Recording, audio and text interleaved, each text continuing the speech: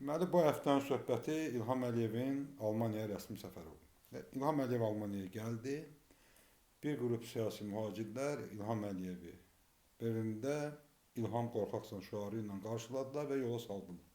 Və İlham doğrudan da qorxaqdır və dəhşətli dərəcədə qorxaq adamdır. Və biz İlhamın bu dəfə Mersə görüşündə, bu səfərində qorxaqlığının iki bariz nümunəsini gördük. Birinci, qorxaqlığın birinci bariz nümunəsi ondan ibarət idi ki, Amerikadakı biabırçılığından sonra İlham Əliyev heç bir etirazla qarşılaşmağa, heç bir etirazla rastlaşmağa istəmir, heç bir etiraz üçün görmək istəmir. Elə o səbəbdən idi ki, kansleramtın, yəni Almaniya kanslerinin ofisinin qarşısındakı meydan tamamilə boşaldıldı.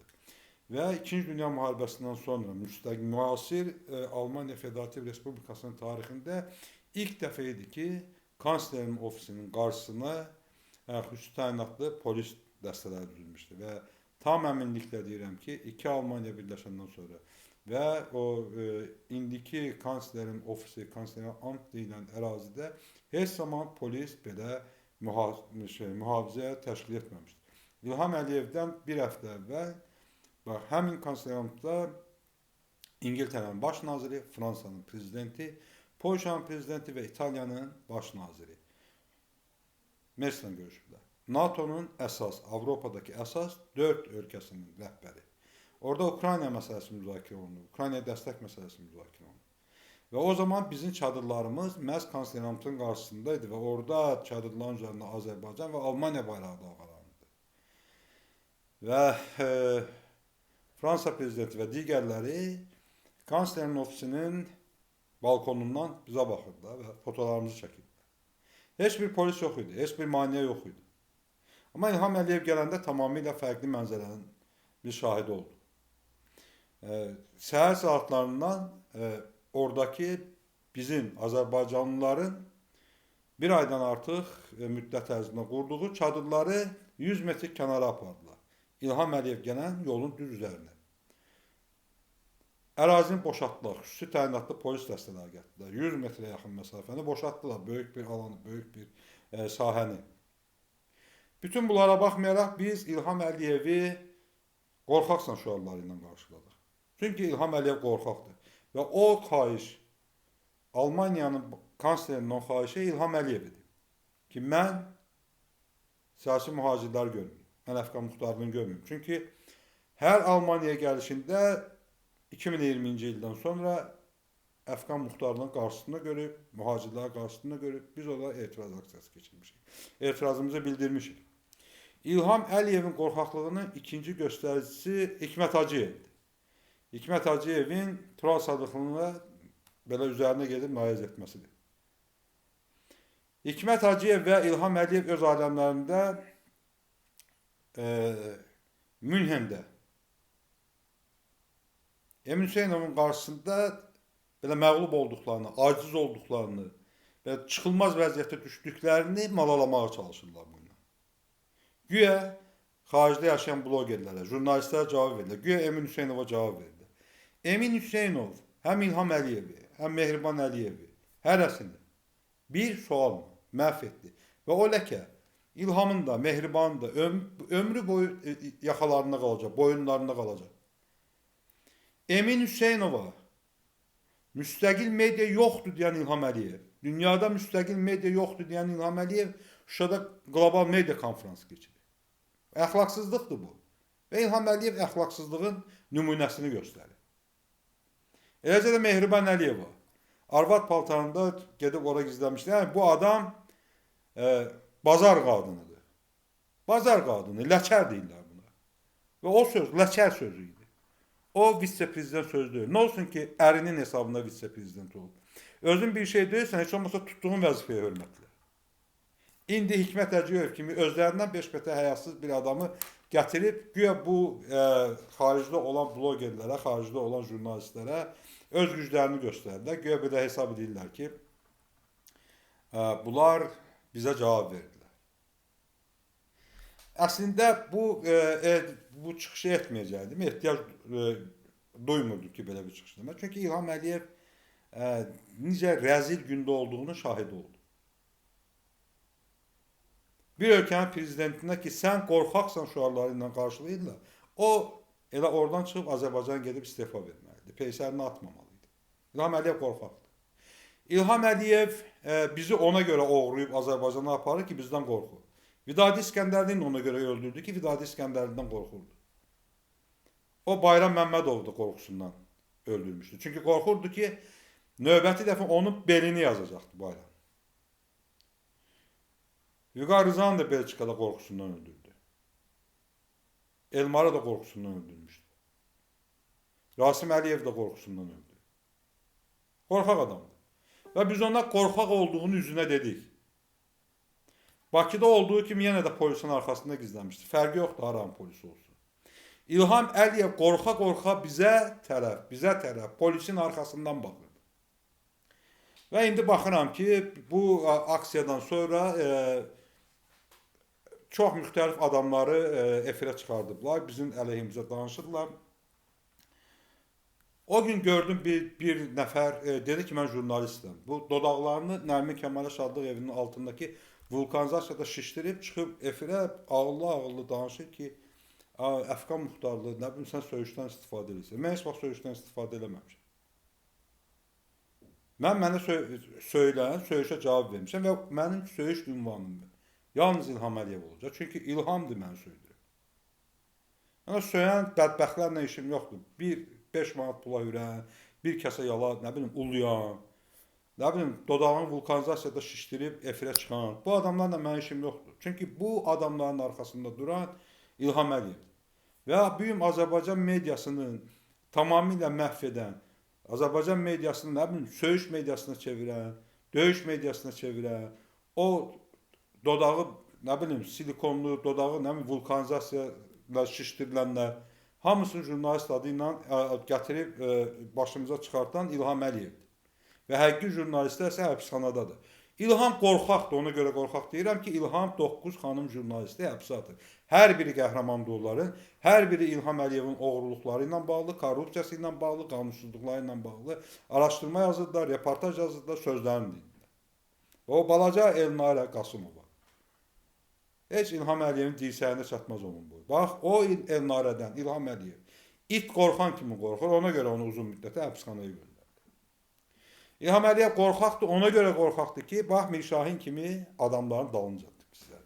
Bugün görürəm ki, Mirşahin mənim o konservantın qarşısındakı çıxışımı kəsib, bir hissəsini kontekstdən çıxartıb, təqdim edir ki, güya İlham Əliyevin sözü Almaniyada da keçir, heç yerdə sözləri keçib bilməmir İlham Əliyev.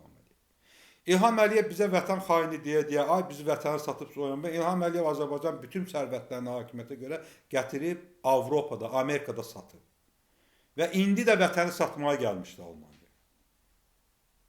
Və onun imzaladığı müqavilələr vətəni satmaqdan ibarətdir. Biz bilmirik o qazın kubmetrini neçəyə satır. Hansı qazı satır o? Azərbaycanda o qədər qaz yoxdur. Onun bir balon, bir qarını dolu qazı var və mənim qazım var deyir. Ləyaqətsizlik nümunəsi göstərir. Rusiya qazını satır, Rusiya neftini satır. Azərbaycan dövlət tankerləri Rusiya neftini satdığına görə Avropa Birliğinin sanksiyalarına düşür, Amerikanın sanksiyalarına düşür. Böyük Britaniyanın sanksiyalarına, öz müttəfiqləri bunu sanksiyaya salır. Azərbaycan Türkiyədəki neft emalı zavodu Rusiya neftini emal etdiyinə görə sanksiyalar siyasına salınır. Vətən satan İlham Əliyev. Biz deyilik vətən satan. Ən azından mən vuruşanda İlham Əliyev Azərbaycan xalqından oğurlanan pulları Evli Gündaşın döşlərinin arasına qoyub gündəyməzindən öpürdü. Amma mən vuruşurdum. O Evli Gündaşın gün üzü görməyən yerlərini öpəndə. Mirşahin. Mən Cəlal Əliyevə rəhmət oxumayacağım. Çünki Cəlal Əliyev də elə yaranma səbəbi təxminən Mirşahin kimi eynidir. Mirşahinin atası ilə də mənim işim yoxdur. Bir dəfə yazdım, Sovet sənayesinin günahı da ola bilər Mirşahin. Və çox keyfiyyətsiz prezervativlər istehsal olunur Sovet İttifaqında. Bəlkə də heç olan kəndinə gedib çatmıyor. Amma Mirşahin vardı ortada. Atasının günahıdır, Sovet sənayesinin günahıdır, fərqi yoxdur. Belə bir Mirşahin çıxıb ortalığa.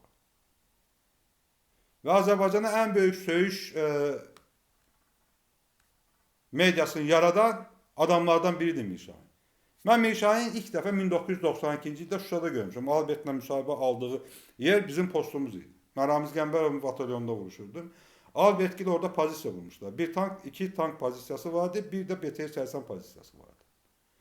Mir Şahin nə qədər həyasız, Mir Şahin nə qədər belə sırtıq adam olduğunu mən ilk dəfə bax o pozisiyada görmüşəm.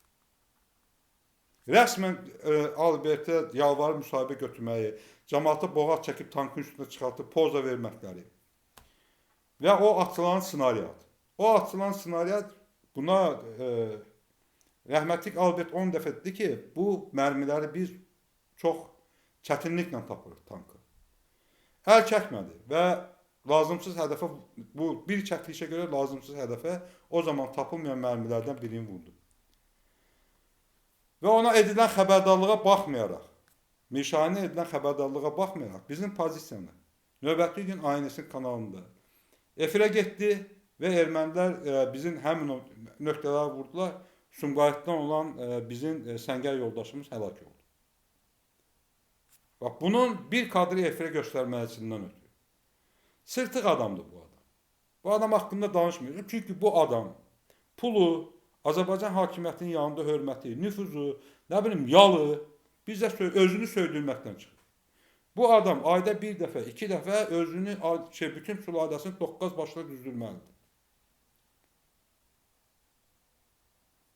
Və bir yalancı bir halə yaradıblar buna. Ətrafındakı güya bu dəhşətli dərəcədə jurnalist. Söz oyunbazıdır. Jurnalist oyunbaz deyil. Jurnalist söz oyunbazı deyil. Jurnalistin borcu həqiqətləri çatdırmaqdır. Hakimiyyətə yaltaqlanmaq deyil. Yaltaqlana ölkənin ən varlı adamlarından biri oldu Mir Şahin. Bir ömür yaltaqlandı. Bir ömür yaltaqlandı. Sabah bir gün görbagör olub gedəcək və arxasından bütün sülaləsinə söyüş aparacaq. Və söyüş hamını ittiham edirlər, xaricdə olanlara bir şey tapdılar, söyüş müxalifət. Amma sizə bir söz deyir. Əgər xaricdə, Avropada bir söyüş medyası varsa, bir söyüş blogerləri varsa, Bakıda da peysər hakimiyyət var. Çünki buradan Azərbaycana söyənlər hakimiyyətə söyür. Özünüzü elə aparın ki, söyülməz. İlk növbədə onu eləmək lazım. Yenə bir Qarabağ qazisi öldü baxımsızlıqda. Və vətən xaini, 100-dən artıq Qarabağ qazisini intihara məcbur edən İlham Əliyevdir. Demir Qarabağı almışam. Qarabağı alan sağlamlığını itirən adamlar 100 nəfərdən yuxarı intihar edir. Bu günlərdə ölən uşağın atası fəryad edirdi bir həftə əvvəl ki, mənim övladıma baxmırlar, adam həyatını itirdi. Ay Hikmət Hacıyev, kimdir vətən xaini? O uşağı müalicə eləməyən İlham Əliyevdir, yoxsa ki, bu müxalifətçilər Avropada siyasi sığınacağı oturunda. Vətən xainləri, bax bizləri vətəndən didərgin salanlardır. Sən Hikmət Hacıyev. Harda olan bilinmirsən, sən harda olduğun bilinmir. İlham Əliyev kurtka satıb, nə bilim, kazinolarda oynayıb, barlarda kef eləyəndə, Ebru Gündaşla əylənəndə mən 17 yaşımda vuruşurdum. Ha, çaqqal, kimə vətən xaini deyir? Kimdir vətən xaini? Mənə, yoxsa İlham Əliyevdir? İlhamın dədəsi Heydərdir fərarı olub. Bax, 2-ci Dünya müharibəsinə getməyib, Naxçıvanda oturub, qonşularını satıb NKVD-yə danos yazmaqla. Danos yaza-yaza gəlib Azərbaycan başlasın. Kimə vətən xaini deyirsən? Bax, KGB generalı Heydər Əliyevdir Azərbaycan vətən xaini, yoxsa Əfqan Muxtarlı ya da digər vətəndən didərgin saldığınız həqiqi müxalifətçi. Bir xeyli də çaqqalı özünüz göndərmişsiniz xaricə. Yalancı sənədlərlə, saxta cinayət işləri ilə. Adamları göndərmişsiniz Avropaya, daldan da cinayət iş açmışsınız. Soxmusunuz beynəlxalq təşkilatların içinə. Min oyundan çıxırlar burada. Bax, odur vətən xainləri. Çünki sizin kimi çaqqalları işləyirlər.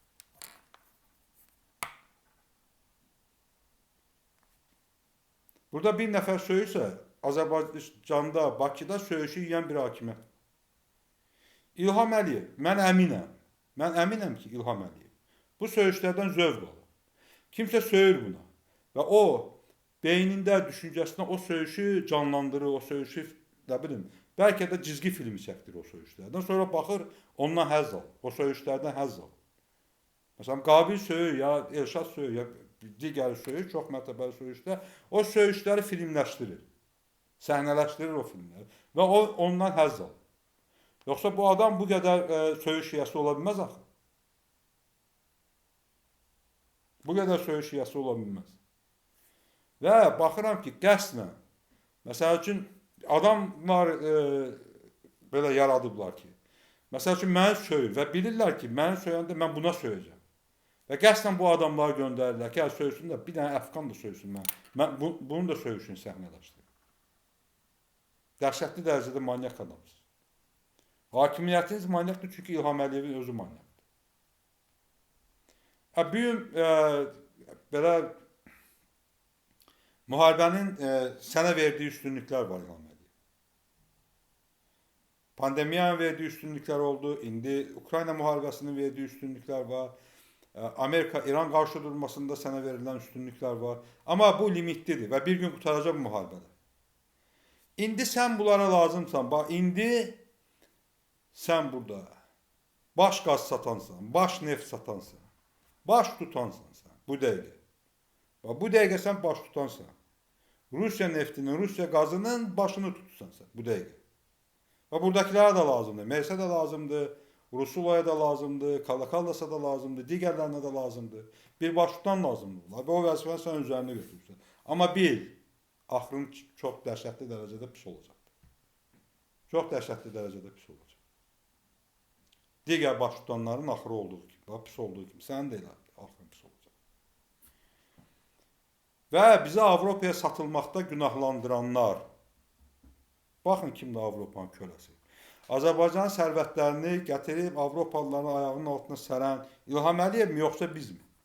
Azərbaycan xalqından oğurlanan pullar hesabında təkcə Londonda 1 milyard dollardan yuxarı dəyəri olan mənzillər alıb, villalar alıb, ayrı-ayrı binalar alıb. İlham Əliyevin daşınmaz əmlakı var. Bir şəhərdə, Londonda, bir küçəsində Londonda. İndi Avropalılar satılan mənəm, yoxsa İlham Əliyev? Azərbaycan xalqından oğurlayıb. Bax, o intihar edən qazilərdən oğurlayıb, gətirib Londona. İngilislərə edirdi. Uşaq pullarını oğurlayıb, öz uşaqları idi. Və İlhamın qızları, 2 qızı, oğlu, indi bir Alyona gətiriblər Odessadan. Qəribə şeylər danışırlar haqqında. Özü ilə də bir uşaq gətirib. Bizim uşaqlarımızın pulunu Alyona dalına salıb gətirdiyi uşağa edirdi. 10 milyonluq xalqın övladları isə heç nəsi çox şey altında yaşayırlar, ehtiyac içində yaşayırlar və sabah müharibə olanda da bizimkilər gedir. İlhamın Peysər balası gedir İspaniyaya, İtaliyaya gedir, Alyona'nın dalınca. Və o da orada Emin Hüseynovun kameralarına yaxalanır. Və bizimkilər vuruşanda, canını verəndə, şəhid olanda. Vətən xaini, bax o adamlardır Hikmət Hacı. Sənsən vətən xaini. Bir qohumun şəhid olmayıb sənin, getməyib müharibəyə. Əliyevlər nəslindən bir adam belə şəhid olmayıb ki, bir adam belə getməyib müharibəyə. Baxmayaraq ki, ölkənin bütün sərvətlərini siz yiyirsiniz. Və siz 69-cu ildən bugünə qədər ölkənin xeyrini, ölkənin sərvətlərini yiyən sizsiniz. Bu ölkənin əziyyətini çəkən, bu ölkənin müdafiə edən, bu ölkənin ölkə olaraq qalmasına can verən, həyatını həsrləyənsə kasıb xalq. Vətən xaini bu ölkənin bütün qanunlarını öz ailəsi maraqlarına dəyişənlərdir. Konstitusiya zad yoxdur. Əliyevlərin, hər şey Əliyevlərin müdafiəsi üçündür. Siyasi partiyalar haqqında qanun Əliyev işləyir. Media haqqında qanun Əliyev işləyir. Seçki məcəlləsi Əliyev işləyir. Seçkilər ümumiyyətlə ləğv edib, heç kəsin səsi çıxmır. Torpaq məcəlləsi Əliyev işləyir. Yeraltı sərvətlər, yerüstü sərvətlərlə bağlı, yerin təki haqqında qanunu belə İlham Əliyev öz ailəsinin xeyrinə dəyişdirir. Yerin təki haqqında qanunu da belə. Çünki qızıl mədənlərini, nə bilim, daş karxanalarını, hər şey bunlarındır. Görməmiş bir dənə xalqdır. Vətən xaini, millət, bu tayfadırlar bunlar. Görməmiş, hardan gəldiyi bilinməyən. Heç bir xalqa da aidiyyatı yoxdur bunun. Nə Azərbaycan xalqına aidiyyatı var, nə Kürdlərə aidiyyatı var, nə ermənilərə aidiyyatı var. Bu soysuzdular. Soysuz. Bilirsiniz mi soysuz nədir? Bu adamlar soysuzdular. Yoxdur bu adamların soyu. Əxlaqsızdılar bu adamlar. və özləri kimi əxlaqsızları atıblar bizim qabağımıza. Dodağını vulkanizasiyada şişdirənlərin, Mirşahinlərin, nə bilim nələrin. Mirşahin adca kişiliği olsaydı, o Calalın söhbətindən sonra bu ailə ilə tamamilə üz düşərdi. Yoxdur çünki kişiliği. İlham Əliyev axtaladığı adamların arxasında gizlənir. Axtalayıb o. Bax, Hikmət Hacıyev də axtalanmış bir adamdır. Mirşahin də axtalanır. Axtadılar bunlar. Mənlə axtadılar.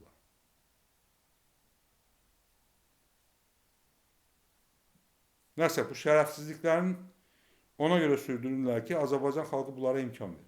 Və bu peysər hakimiyyətə Azərbaycan xalqı imkan verir.